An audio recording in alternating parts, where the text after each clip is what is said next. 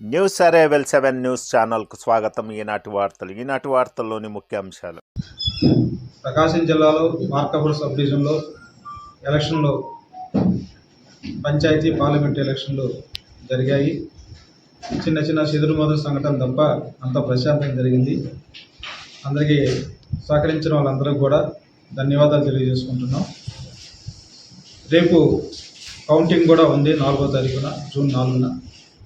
ఆ సందర్భంగా కూడా మా ఎస్పీ గారైనటువంటి సుమిత్ గౌడ్ గారి సారథ్యంలో ఒక ప్రణాళిక తయారు చేసుకొని ఈ ఎలక్షన్ సందర్భంగా చిన్న జరిగినటువంటి గొడవలు మనసులో పెట్టుకొని పురస్కరించుకొని ఇలాంటివి జరగకూడదు, చిన్న కూడా మనకి జరగకూడదు అనే ఉద్దేశంతో ఒక ప్రణాళికాబద్ధంగా పోలీస్ డిపార్ట్మెంటు చేస్తూ ఉంది.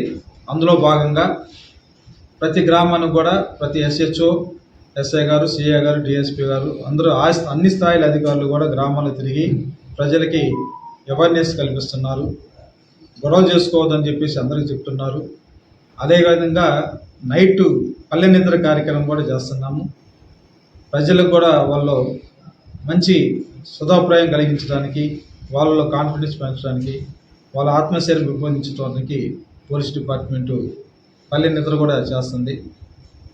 దాని తర్వాత కూడా మనకి కార్డినెన్స్ చర్చ కూడా చేయడం జరుగుతుంది. ఈ వాహనాలు కూడా కొన్ని తనిఖీ చేసి రికార్డులు చేయని వాటిని కూడా మనం తీసుకొని మోటార్ వెహికల్ ఇన్స్పెక్టర్ గారికి పెట్టడం, మనం పైన ఇంపోజ్ చేయడం జరుగుతుంది.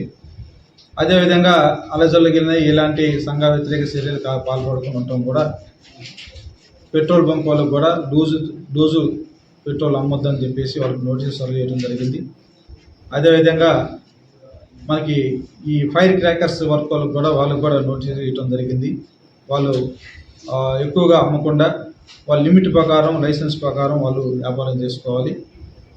అదేవిధంగా ఎవరు కూడా మారునాయుధాలు అంటే కత్తులు, కటార్లు ఉంటాయి, వాటికి సంబంధించి 9x2 అడుగులుగా ఉన్నటువంటి ఇది ఇంచెస్ కలిగినటువంటి ఇవి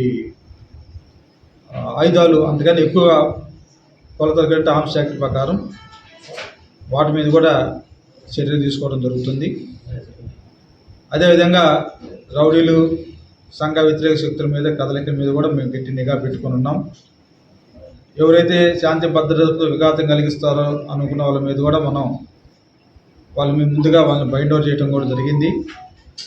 బైండ్ ఓవర్ చేసినా కానీ కూడా వాళ్ళు ఏదైనా క్రిమినల్ కేసుల్లో కానీ వాళ్ళు ఇన్వాల్వ్మెంట్ అయి ఉండి రైటింగ్ సెక్షన్ లాంటివి ఉంటే రౌడీ షీట్ చేయడానికి ఎలిజిబుల్ ఉన్న వాళ్ళు ఎవరున్నా కానీ వాళ్ళందరి మీదుగా రౌడీ షీట్ కూడా ఓపెన్ చేయడానికి కూడా వెనకాడరని చెప్పేసి తెలియజేస్తున్నాం. కాబట్టి ఇవన్నీ చర్యలు కూడా పోలీస్ డిపార్ట్మెంట్ తీసుకుంటున్నారు. ఏ సమాచారం ఉన్నా కానీ, ఎలాంటి ఇబ్బంది కలిగినా కానీ మాకు ఫోన్ చేస్తే సత్వరమే పోలీస్ డిపార్ట్మెంటు స్పందించి ఇమ్మీడియట్గా యాక్షన్ తీసుకోవడానికి ఆస్కారం ఉంటుంది.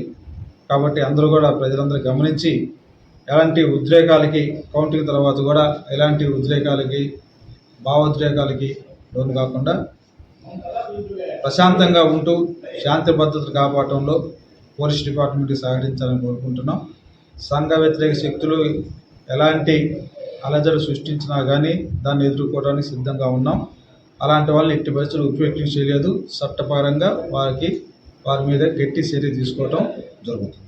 సో కాబట్టి మీ ద్వారా తెలియజేసుకునేది ఏంటంటే ప్రజలందరూ కూడా శాంతి భద్రతలు కాపాడటంలో అందరి సహాయ సహకారం అందిస్తారని చెప్పేసి కోరుకుంటూ అందరికీ ధన్యవాదాలు తెలియజేసుకుంటూ సెలవు తీసుకుంటాం. Thank you. ఇంకోటి ఏంటంటే ముఖ్యంగా ఈ సోషల్ మీడియా వైరల్ చేస్తున్నారు. రకరకాలైనటువంటి కామెంట్స్ పెట్టుకొని రెచ్చగొట్టే విధంగా చేస్తున్నారు.